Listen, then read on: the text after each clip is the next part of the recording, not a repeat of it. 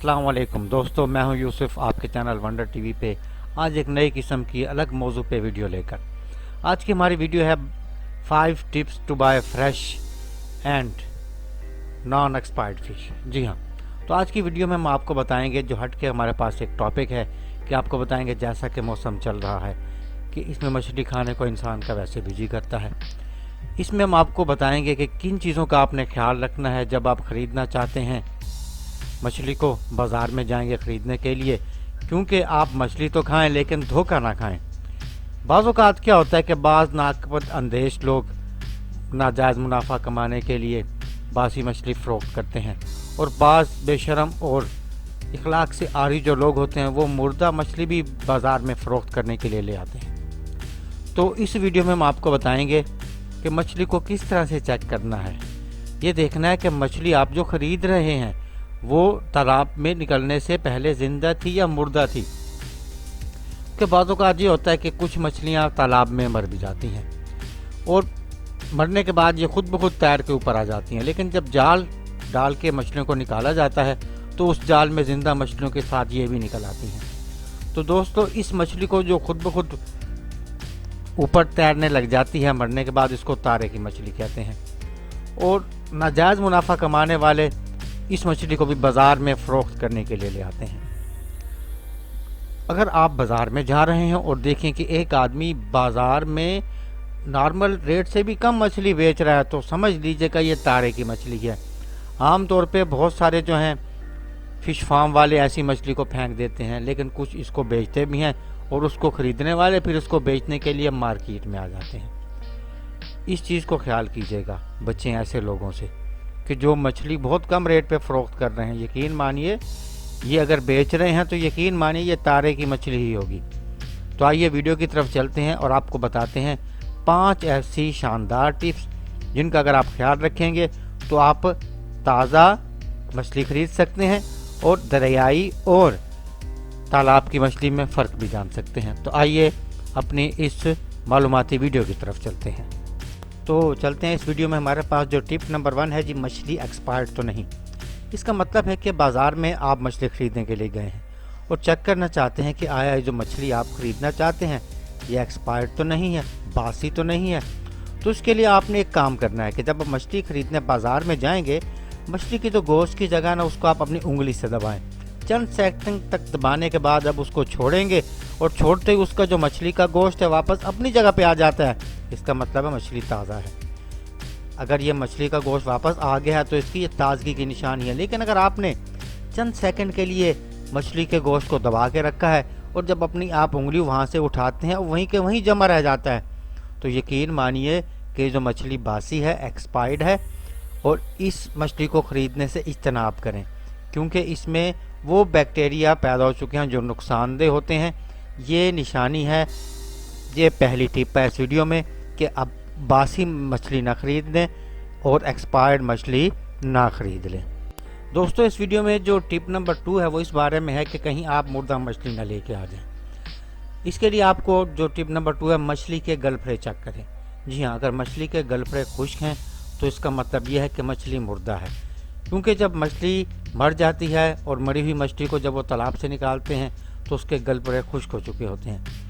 और लोग क्या होते हैं, इस मुर्दा मछली को ताज़ा दिखाने के लिए जो ज़िंदा मछली है उसका खून इस्तेमाल करते हैं। ये लाल लाल महसूस होता है। अगर आप मछली ख़रीदने बाज़ार में गए हैं तो अगर आप गलफड़े चेक करें, उन पे हाथ लगाने से जो उनका जो खून है वो उतरना शुरू हो जाता है। यानी जैसे ही आपने उंगली लगाई है, आपके उंगली लगाते ही उसका जो खून है वो उतर गया है। तो ध्यान में रखिएगा कि ये किसी और मछली का खून है जो लगाया गया है। लेकिन अगर आपने मछली के गलफड़े चेक किए हैं, उन गलफड़ों को आपने जैसे हाथ लगाया खुश्क खून महसूस होता है, तो यकीन माने ये ताज़ा मछली है। यानी ये वो मछली है जो हलाल है जिसे कह सकते हैं, क्योंकि मछली को जैसे पानी से बाहर निकालते हैं, तालाब से बाहर निकालते हैं, तो जब इसके कीमियाई अमल की वजह से इसका जो खून निकलता है वो उसके गलफड़ों के साथ खुश्क हो जाता है। और खुश्क खून इस बात की निशानदेही है कि मछली पानी से निकलने के बाद मर गई थी। इस तरह भी आप चेक कर सकते हैं कि आया जो मछली ख़रीद रहे हैं हलाल है या हराम है, क्योंकि मुर्दा मछली तो हराम है। उसके गलफड़ों पे अगर खून किसी और मछली का लगाया गया है तो आसानी से उंगली फेरने से वो उतर जाएगा।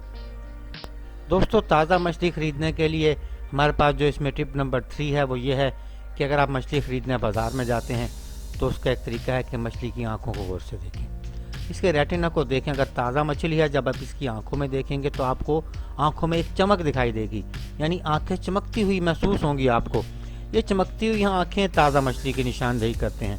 लेकिन अगर आप मछली की आंखें देखते हैं, गौर से देखते हैं, आपको ऐसा लगता है कि आंखें मद्धम हो रही हैं, बल्कि उसमें चमक होती ही नहीं है, तो चमक ना होना इस चीज़ को ज़ाहिर करता है कि मछली एक्सपायर्ड है, कि ये बासी मछली है। इस तरह मछली की आंखों की चमक को देखकर भी आप मछली खरीदने से पहले अंदाज़ा लगा सकते हैं कि जो आपको मछली बेची जा रही है ये एक्सपायर्ड या बासी तो नहीं है। अगर इसकी चमक है तो यकीन जाने ये ताज़ा मछली है। अगर इसकी आंखें मद्धम हैं, बिल्कुल चमक नहीं है, तो ये एक बासी मछली है। तो बेहतर है मछली खरीदें बिल्कुल ही इसको ना। तो दोस्तों, इस वीडियो में जो टिप नंबर 4 है ये हमारे पास है जी, ये जानने के लिए कि मछली जो ख़रीद रहे हैं दरियाई है या फार्मी है। दोस्तों, बाज़ औक़ात क्या होता है, दरिया के किनारे बाज़ लोग मछली को दरियाई मछली बनाकर फ़रोख्त कर रहे होते हैं।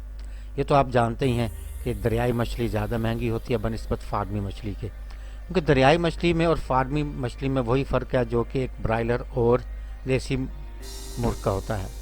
अगर आप दरिया के किनारे गए हैं, देखा है कि मछलियाँ जो बेची जा रही हैं उनका साइज़ तकरीबन एक जैसा है, तो ये ज़ाहिर करती है कि अगर 19-20 साइज़ का फ़र्क है मछलियों का, तो ये यकीनन फार्मी या तालाब की मछली होगी।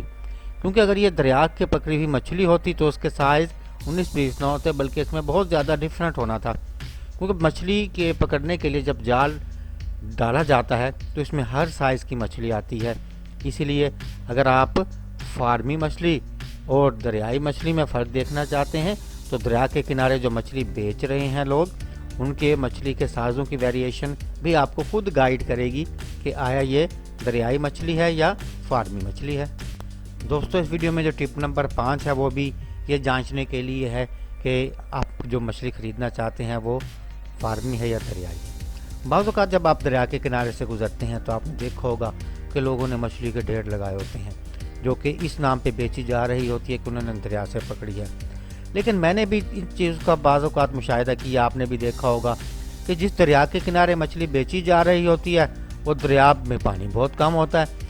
बाज़ औक़ात तो ऐसे लोग भी होते हैं जो कि खुश्क दरिया के किनारे दरिया की पकड़ी हुई मछली को बेच रहे होते हैं, या बहुत ही पानी कम होता है। तो इस चीज़ से आप बखूबी अंदाज़ा लगा सकते हैं कि अगर दरिया में पानी कम है तो मछली कहाँ से आई।